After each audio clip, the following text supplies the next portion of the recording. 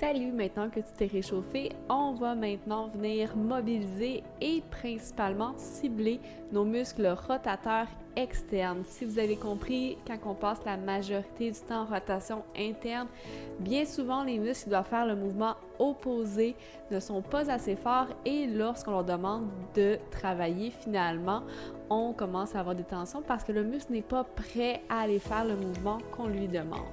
Donc aujourd'hui, on a un petit focus au niveau de la rotation externe des épaules. Assure-toi d'avoir avec toi un bloc, une sangle ainsi qu'une couverture.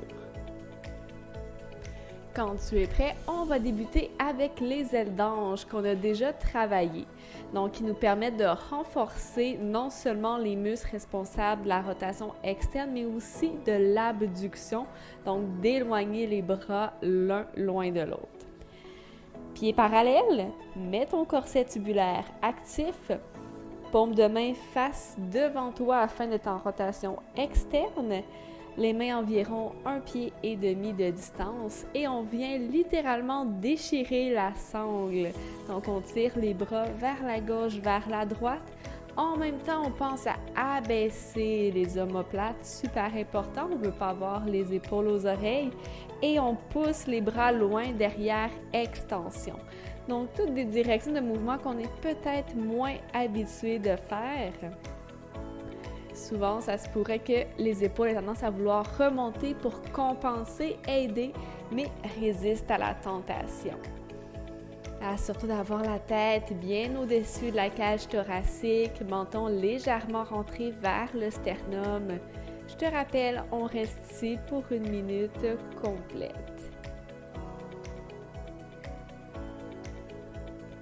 Prends conscience. Je ne sais pas si tu te rappelles la première fois qu'on l'avait essayé, peut-être que c'était plus facile ou même plus difficile. Donc, si tu es capable de sortir ton image mentale de la première fois, compare l'une et l'autre. Peut-être qu'il y a une direction qui est plus facile, que ce soit l'abduction, l'extension ou encore penser à abaisser ses omoplates.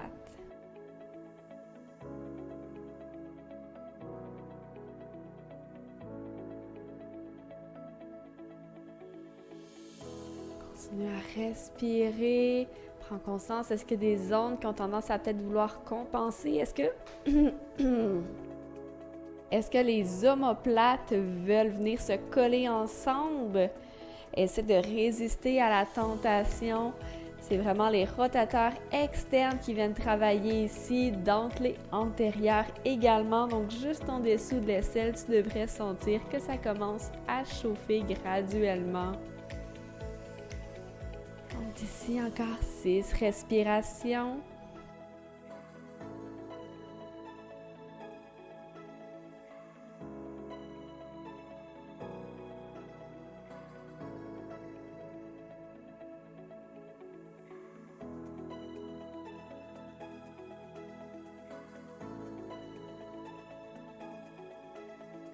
Et une dernière. Et expire, laisse aller. Apprécie les bras qui flottent littéralement de chaque côté. On appelle la potentialisation post-tétanique, tout à fait normal. Que ça fait du bien. Et on va maintenant continuer avec le livreur de pizza. Tu pourrais le faire avec un élastique si tu en as un. Sinon, on va simplement le faire avec aucun accessoire. On va travailler tout autant. Donc, pieds parallèles, corset tubulaire actif. Super important, on veut conserver le crâne au-dessus de la cage thoracique, au-dessus du bassin, au-dessus des talons. Effectue une rotation externe des épaules. Donc, les paumes de main face à l'avant. Fléchis les coudes. Et cette fois-ci, vraiment comme un livreur de pizza, on vient ouvrir les bras de chaque côté, rotation externe. Et là, fais attention. Sans doute que la poitrine va avoir tendance à sortir et venir coller les omoplates. On résiste. Super important. Donc, on veut vraiment venir cibler les rotateurs externes. Tu devrais sentir que ça commence à chauffer en dessous de l'aisselle. Tu te rappelles tantôt qu'on est allé se masser. On avait les balles sur l'omoplate à côté. Donc, on vient travailler au niveau des infraépineux, petits ronds, entre autres. Et on reste ici. On veut vraiment avoir les coudes le plus près possible du corps.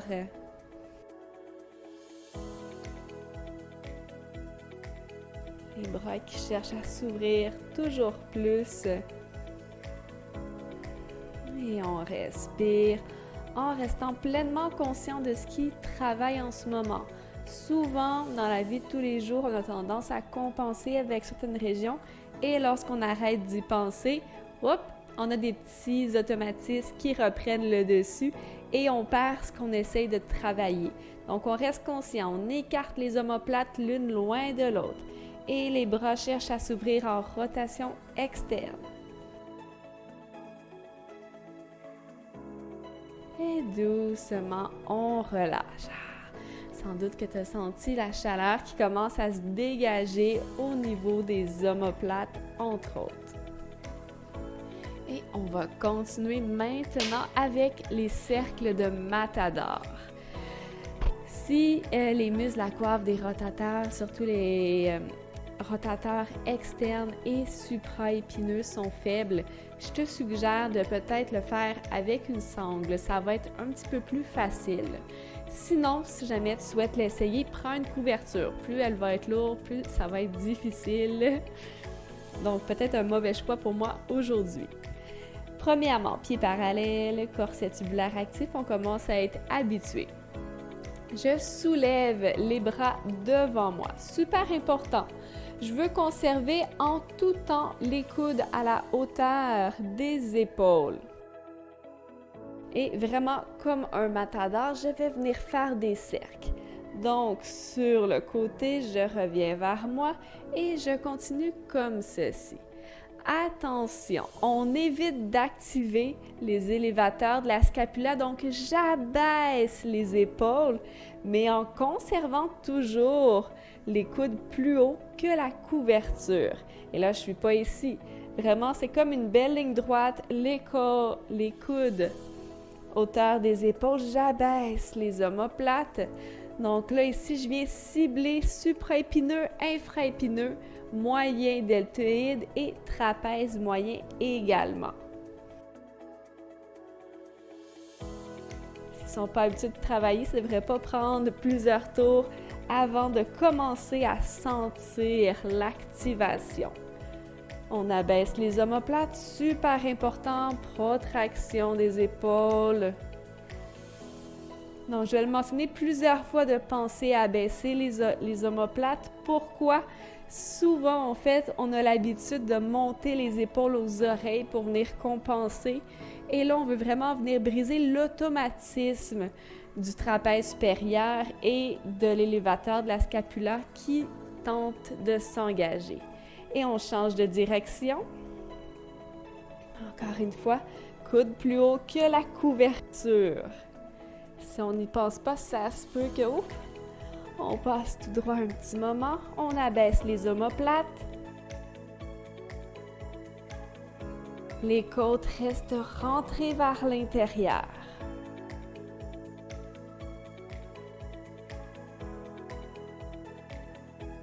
Ça devrait commencer à chauffer, brûler un petit peu.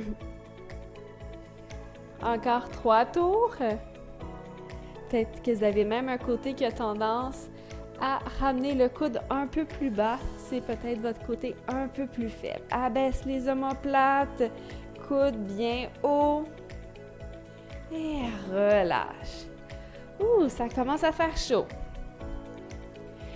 Et on va maintenant poursuivre avec la vache à l'abreuvoir.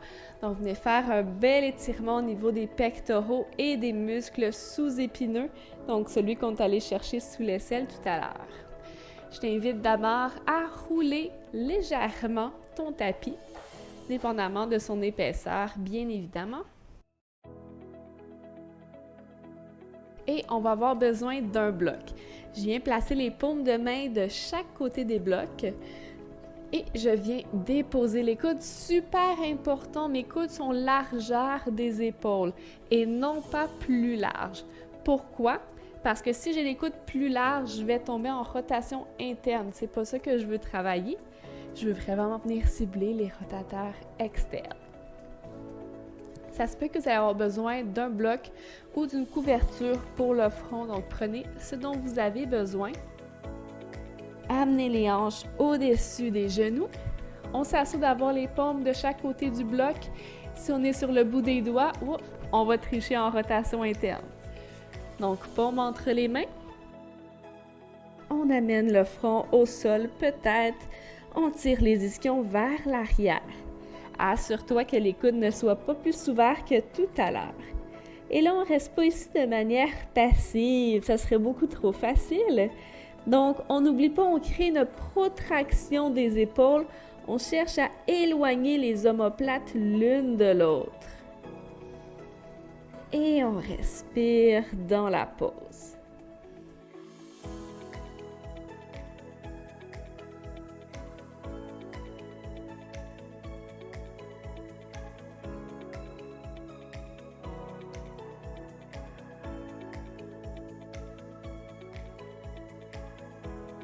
Prends conscience, est-ce que les coudes ont tendance à vouloir s'ouvrir de chaque côté ou est-ce qu'ils sont toujours parallèles, en ligne avec les épaules?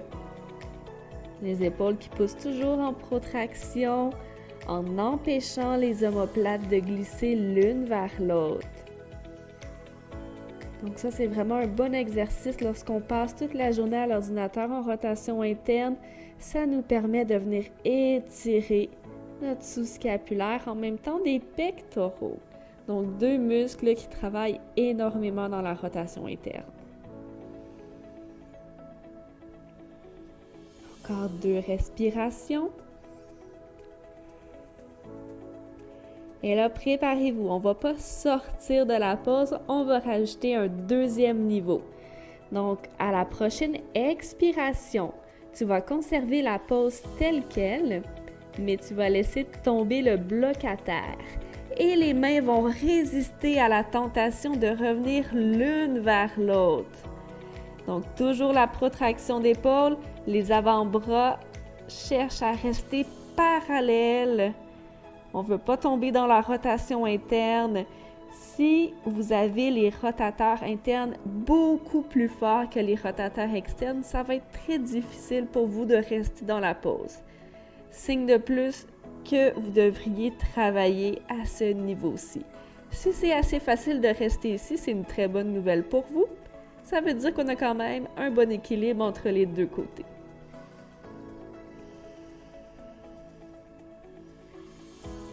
Encore 2 respirations.